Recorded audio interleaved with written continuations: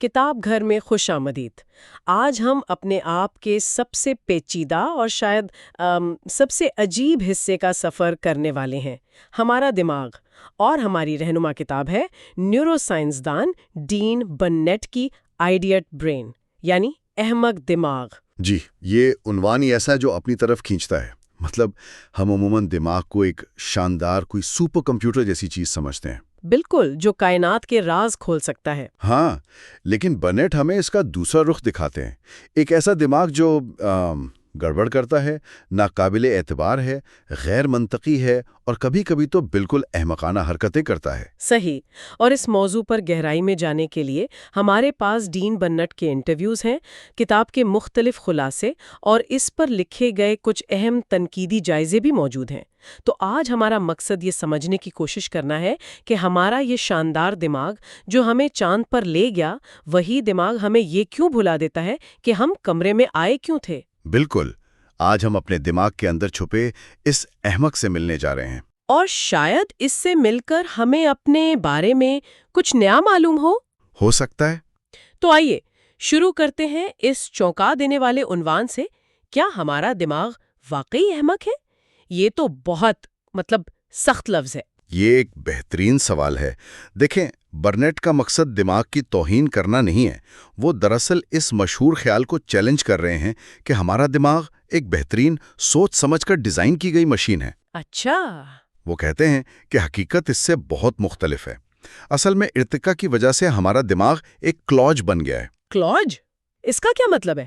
یعنی مختلف، بے ترتیب اور پرانے پرزوں کا ایک ایسا مجموعہ جو بس جیسے تیسے کام چلا رہا ہے۔ اچھا، تو یہ کوئی ایپل کا ڈیزائن کیا ہوا آئی فون نہیں، بلکہ ایک پرانی گاڑی کی طرح ہے جس میں مختلف ماڈلز کے پرزے لگا کر اسے چلایا جا رہا ہو؟ بالکل بہترین تشبیہ ہے۔ برنیٹ خود اسے ایک ایسی ہارڈ ڈرائیو سے تشبیہ دیتے ہیں جس میں پرانے، غیر ضروری اور ایک دوسرے سے مطابقت نہ رکھنے والے سافٹ ویئر بھرے ہوں، جو نئے کاموں میں اکثر رکاوٹ ڈالتے ہیں۔ وہ دماغ کو بد شکل اخروٹ یا بگڑے ہوئے باکسنگ گلو جیسے نام دیتے ہیں۔ اچھا۔ ان کا کہنا ہے کہ ارتقاء نے پرانے دماغی حصوں کو ہٹایا نہیں، بس ان کے اوپر نئے، زیادہ جدید حصے بنا دیے۔ نتیجہ ایک ایسی چیز ہے جو بہت متاثر کن کام کر سکتی ہے، لیکن اس کی بنیادیں بہت پرانی اور غیر منطقی ہیں۔ تو اگر دماغ ایک کلوج ہے تو اس کی سب سے بڑی گڑبڑ شاید ہماری یادداشت میں نظر آتی ہے۔ یہ ایک ایسا شعبہ ہے جہاں ہم سب روزانہ اس کی خامیوں کا سامنا کرتے ہیں۔ جی بالکل۔ لوگوں کے نام بھول جانا، چابیاں رکھ کر بھول جانا، یہ سب کیوں ہوتا ہے؟ یہ دماغ کی بنیادی خامیوں کی بہترین مثال ہے۔ ہارورڈ یونیورسٹی کے ماہر نفسیات ڈینیل شیچر نے اس پر بہت کام کیا ہے اور انہوں نے اسے یادداشت کے 7 گناہ کا نام دیا ہے۔ 7 گناہ؟ جی، 7 sins of memory۔ اور یہ گناہ بھی 2 قسم کے ہیں، ایک وہ جو بھولنے کی وجہ سے ہوتے ہیں اور دوسرے وہ جو غلط یاد رکھنے کی وجہ سے ہوتے ہیں۔ اچھا، تو یہ صرف بھولنا نہیں ہے بلکہ بھولنے کی بھی مختلف قسمیں ہیں؟ یہ تو میں نے کبھی نہیں سوچا تھا۔ جی بالکل، بھولنے کے گناہوں میں سب سے پہلا ہے ٹرانزینس، یعنی عارضی پن۔ یہ بہت سیدھا سا اصول ہے کہ وقت کے ساتھ ساتھ یادیں کمزور پڑ جاتی ہیں۔ ایک بہت مشہور تحقیق میں طلباء سے او جے سمپسن کے مقدمے کے فیصلے کے دن کے بارے میں پوچھا گیا۔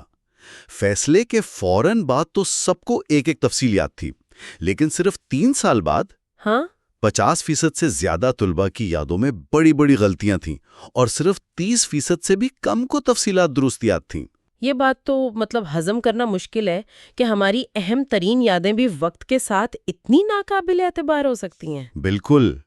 اس کا مطلب تو یہ ہوا کہ ہم سب اپنی زندگی کی ایک ترمیم شدہ ایڈیٹڈ کہانی کے ساتھ جی رہے ہیں۔ جی، اور یہ ہمیں دوسرے گناہ کی طرف لاتا ہے، ایبسنٹ مائنڈڈنس، یعنی غیر حاضر دماغی۔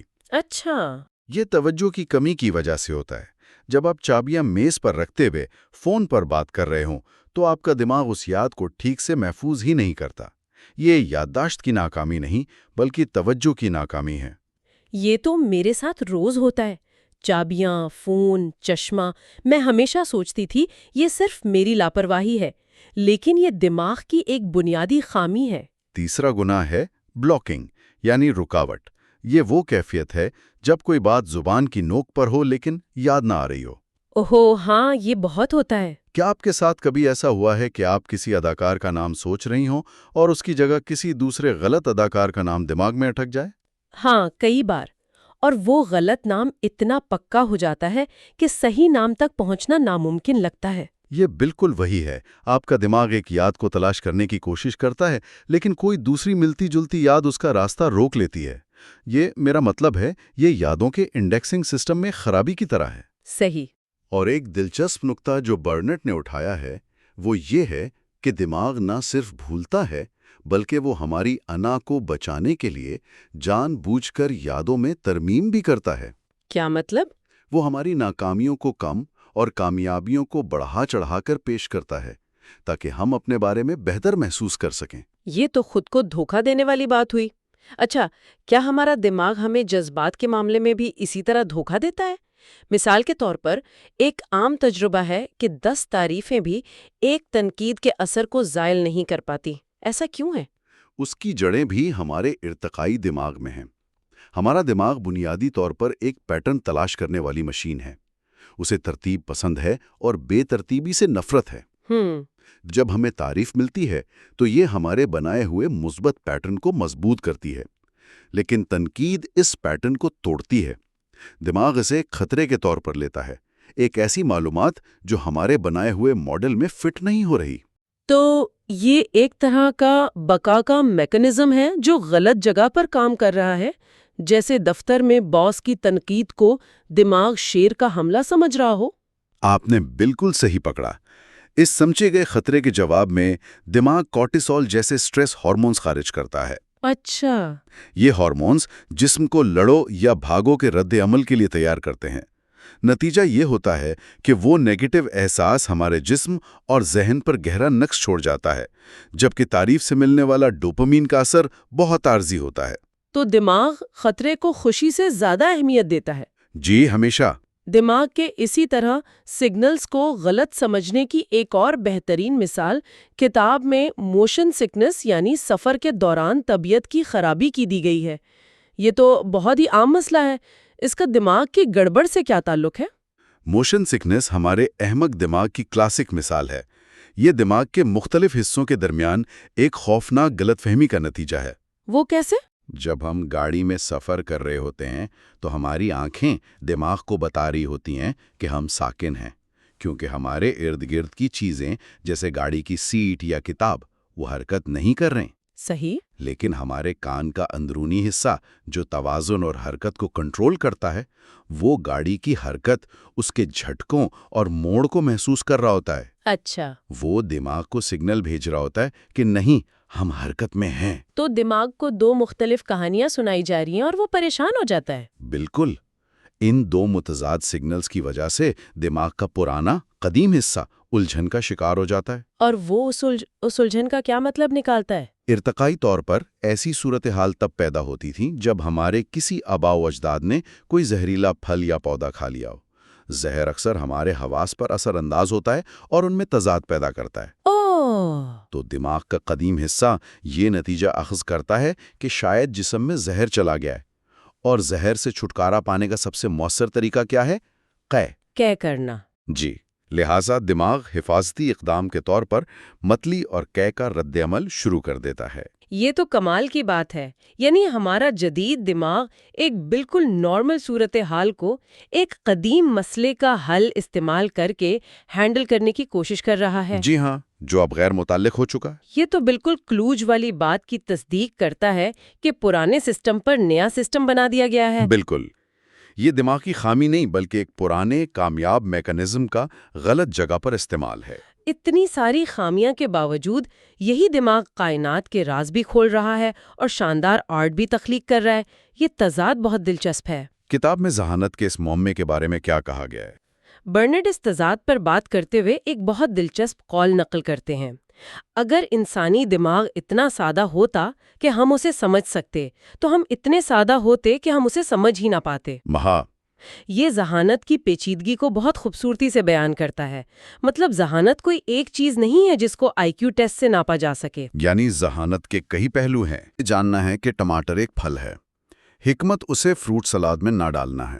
بہت خوب۔ اس کا مطلب یہ ہے کہ ذہانت مختلف حالات میں مختلف شکلیں اختیار کر سکتی ہے۔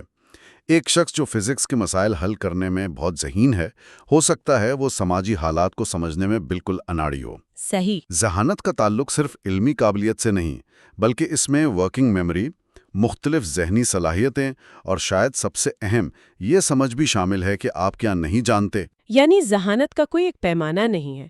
ایک شخص جو آئنسٹائن کی طرح سوچ سکتا ہے، ہو سکتا ہے وہ اپنی چابیاں ڈھونڈنے میں بالکل ناکام ہو۔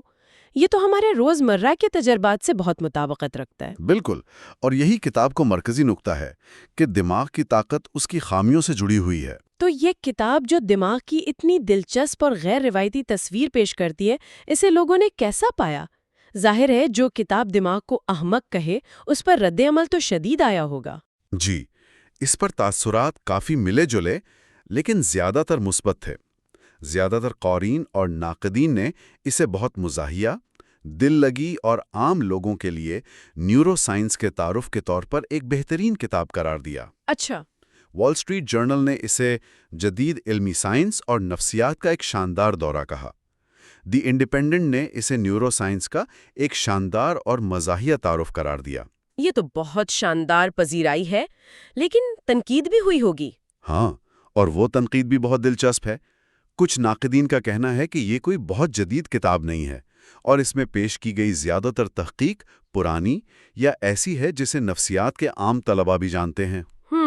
لیکن ایک بڑا اور زیادہ دلچسپ اعتراض یہ ہے کہ برنیٹ کتاب کا آغاز تو دماغ کو احمق، گڑبڑ اور ناقابل اعتبار کہہ کر کرتے ہیں، لیکن کتاب کے اختتام تک وہ بھی دوسرے مصنفین کی طرح اس کی عظمت اور پیچیدگی پر حیران ہوتے نظر آتے ہیں۔ یہ ایک دلچسپ نقطہ ہے، لیکن کیا یہ واقعی کتاب کی کمزوری ہے یا یہ اس بات کی عکاسی کرتا ہے کہ دماغ کو صرف احمق کہہ کر مسترد نہیں کیا جا سکتا؟ بالکل۔ شاید کتاب کا اصل پیغام ہی یہی ہو کہ یہ دونوں چیزیں یعنی حماقت اور ذہانت ایک ساتھ سچ ہیں۔ آپ نے بالکل صحیح نتیجہ نکالا ہے۔ میرے خیال میں یہ کتاب کی کمزوری نہیں بلکہ اس کی سب سے بڑی طاقت ہے۔ احمق دماغ کا عنوان ایک ہک ہے، قاری کو متوجہ کرنے کا ایک طریقہ۔ صحیح۔ کتاب کا اصل مقصد یہ دکھانا ہے کہ دماغ کی خامیاں اور اس کی شاندار صلاحیتیں ایک ہی سکے کے دو رخ ہیں۔ وہ خامیاں نظام کی ناکامی نہیں بلکہ ان میکانزم کے ضمنی اثرات ہیں جو زیادہ تر وقت بہت اچھے طریقے سے کام کرتے ہیں۔ یہ ہمیں اپنے دماغ کو ایک بے عیب مشین کے بجائے ایک ارتقائی معجزے کے طور پر دیکھنے پر مجبور کرتی ہے۔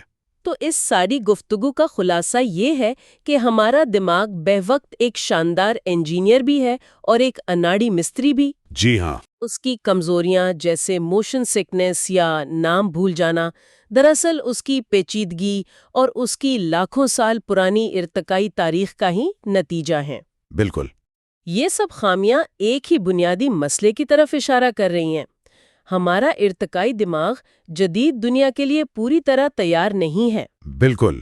برنیٹ کا مقصد یہی بتانا ہے کہ ہمیں خود کو سمجھنے کے لیے اپنی خامیوں کو بھی سمجھنا اور قبول کرنا ہوگا۔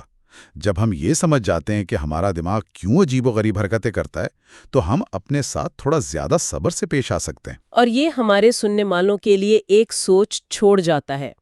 اگر ہمارا دماغ جو ہماری حقیقت کا پیمانہ ہے خود اتنا ناقابل اعتبار، متعصب اور خامیوں سے بھرا ہے تو پھر ہمارے عقائد، ہمارے فیصلوں اور دنیا کے بارے میں ہمارے تصورات کی حقیقت کیا ہے؟